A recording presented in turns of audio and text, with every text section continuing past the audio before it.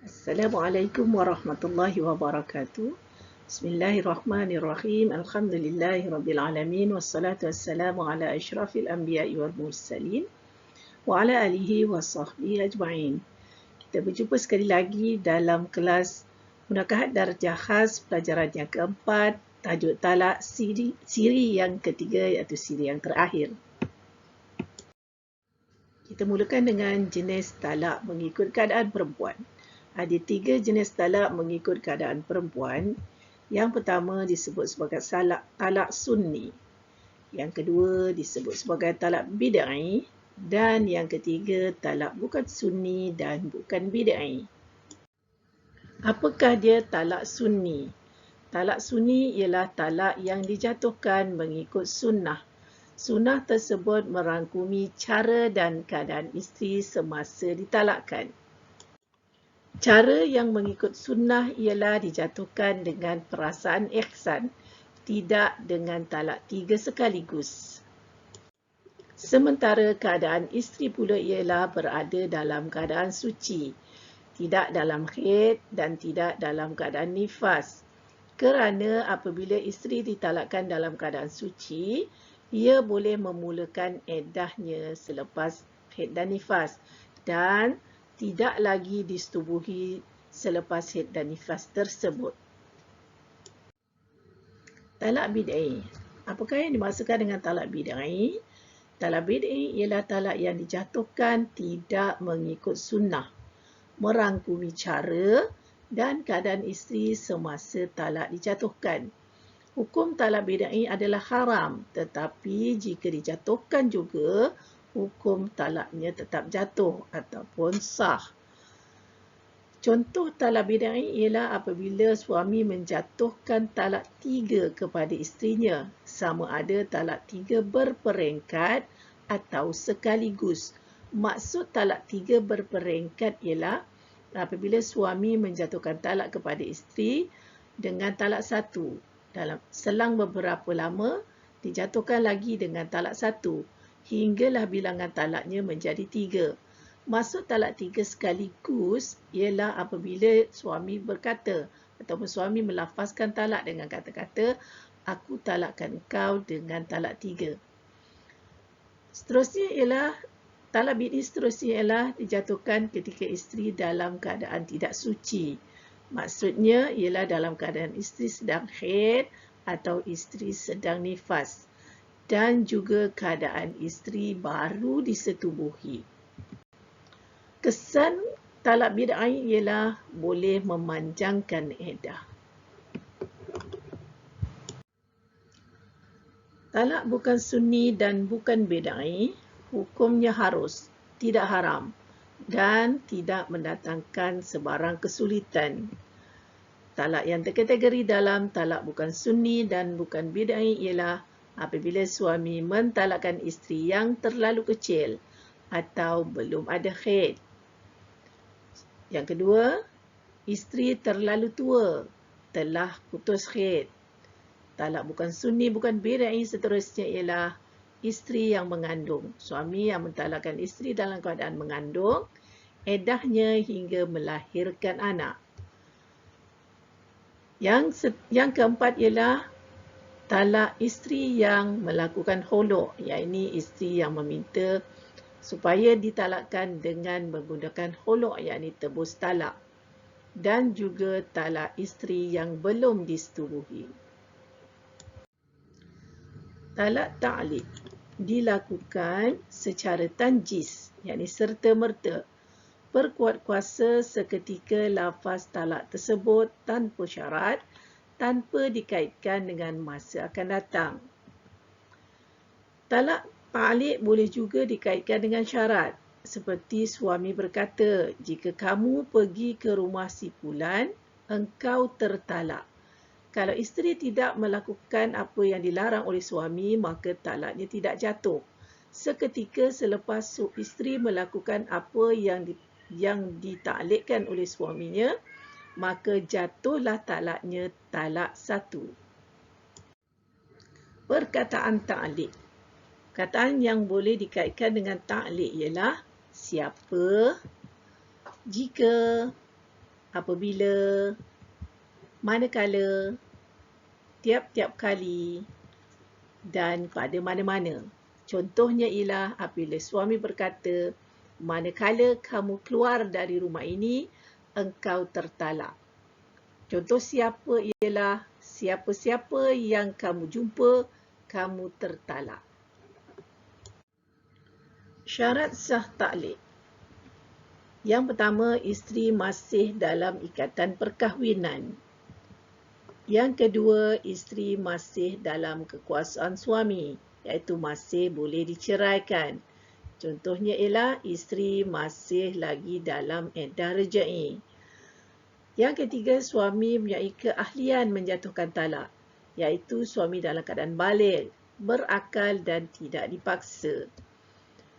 Perkara yang ditaklikkan hendaklah yang belum berlaku atau mungkin akan berlaku. Perkara yang telah berlaku tidak boleh dijadikan taklik. Kita teruskan lagi dengan mut'ah. Mut'ah ialah pada bahasa sesuatu yang menggembirakan. Mut'ah pada bahasa sesuatu yang menggembirakan. Sementara mut'ah pada istilah pula ialah pemberian sagu hati dari suami kerana berlaku perceraian dengan syarat tertentu sebagai penawar hati yang duka dan tanda ihsan meringankan beban isteri. Apabila ada seorang isteri yang ditalakkan oleh suaminya, dia pasti berada dalam keadaan yang duka cita. Lalu Islam memerintahkan suami untuk memberi mut'ah kepada isteri. Hukum mut'ah. Wajib ke atas isteri yang belum disetubuhi, wajib memberi mut'ah kepada isteri yang ditalakkan sebelum disetubuhi.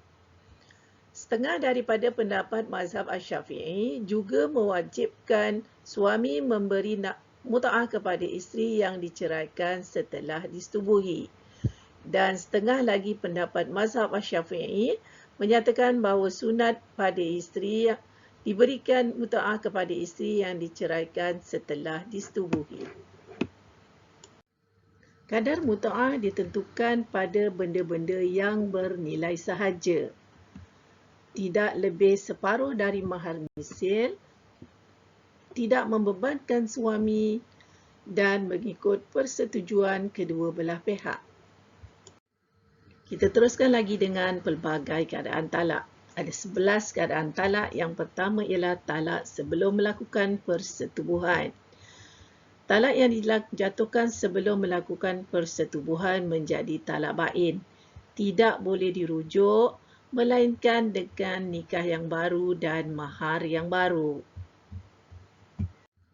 Yang kedua, talak dengan khulu'. Talak dengan khulu' jatuh talak bain. Tidak boleh rujuk, melainkan dengan nikah yang baru dan mahar atau emas kahwin yang baru. 3. Talak selepas melakukan persetubuhan. Talak yang dijatuhkan selepas melakukan persetubuhan jika talak 1 atau 2 boleh rujuk.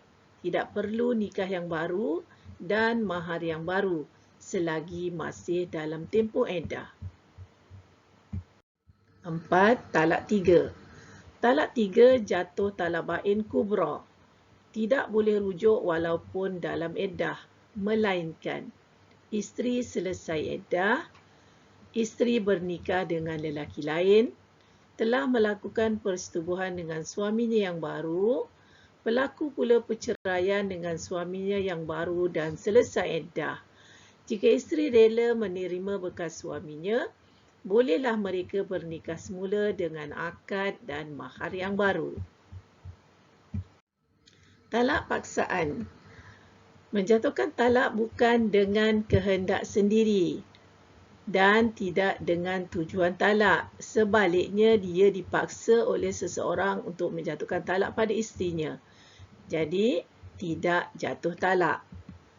Syarat paksaan yang tidak jatuh talak ialah apabila yang pertama, yang memaksa berkuasa melaksanakan ugutan dan dia tidak mungkin dapat menentang ugutan tersebut.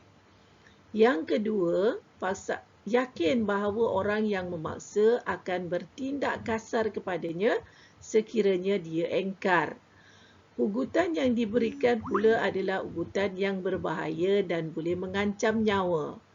Dia menjatuhkan talak tidak dengan niat talak, sebaliknya sekadar untuk menyelamatkan dirinya.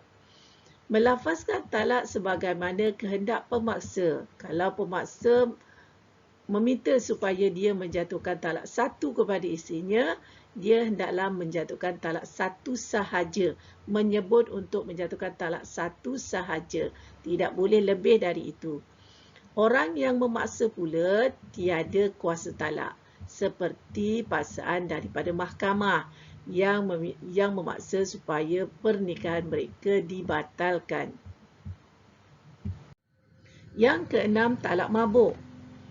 Tidak sah talak apabila seorang yang mabuk kerana mengambil ubat yang memabukkan, sedang dia tidak tahu bahawa ubat tersebut boleh memabukkan. Yang kedua, apabila dia termakan benda-benda yang memabukkan tanpa sengaja. Dan yang ketiga, apabila dia dipaksa memakan benda memabukkan seperti dadah atau arak. Jatuh talaknya ataupun sah talaknya jika dia mabuk kerana mengambil sesuatu yang memabukkan dengan sengaja seperti minum arak. Talak gurauan. Gurauan walaupun dengan lafaz soreh atau kinayah yang disertakan niat jatuh talak kerana lafaznya ditujukan kepada isteri. Atau dengan kata lain, talak tidak boleh dijadikan sebagai gurauan. Yang ke-8, talak dalam keadaan marah. Ada 3 jenis marah. Yang pertama, tidak jatuh talak jika marah yang sudah melampau batas kesedaran akal, seperti telah dirasuk syaitan. Apabila ada seseorang dalam keadaan marah yang melampau, sehingga dia sudah dalam keadaan tidak sedar, lalu dia menjatuhkan talak kepada isterinya, maka tidak jatuh talak.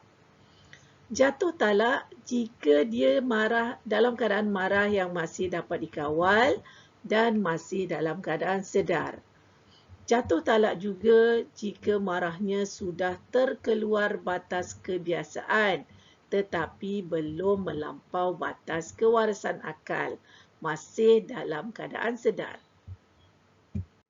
Yang ke-9 ialah mengharamkan melakukan persetubuhan dengan isteri. Apabila ada suami yang mengharamkan dirinya untuk melakukan persetubuhan dengan isteri, tidak jatuh talak jika perkataan haram itu bermaksud kinayah talak yang tiada niat talak. Sementara jatuh talak sekiranya perkataan haram itu adalah dengan niat talak dan ada niat untuk mentalakkan isterinya. 10. Talak dengan tulisan atau wakil. Boleh jatuh talak jika ditujukan kepada isterinya, jika tulisan itu ditujukan kepada isterinya. Contoh talak tulisan ialah dengan menggunakan surat atau SMS atau sebagainya. Tidak jatuh talak jika ada keraguan dan suami menafikan dia yang menulis surat tersebut atau SMS tersebut. Jatuh talak jika suami menjatuhkan talak kepada isterinya dengan diwakilkan kepada orang lain untuk mentalakkannya. Yang ke-11 dan yang terakhir ialah talak isyarat. Yang ini lebih sesuai bagi suami yang bisu. Jatuh talak jika isyarat jelas membawa maksud talak dan boleh difahami oleh orang yang melihatnya. Setengah fuqaha mensyaratkan isyarat hanya boleh diterima sekiranya suami tidak tahu menulis. Sekiranya suami bisu tidak tahu menulis kerana menulis lebih membadai. Isyarat adalah jika sudah tidak mampu berbuat yang lain. Alhamdulillah, sekian saja kelas kita pada kali ini. Sampai kita jumpa lagi dalam kelas-kelas yang akan datang. Selamat belajar dan terima kasih. Assalamualaikum warahmatullahi wabarakatuh.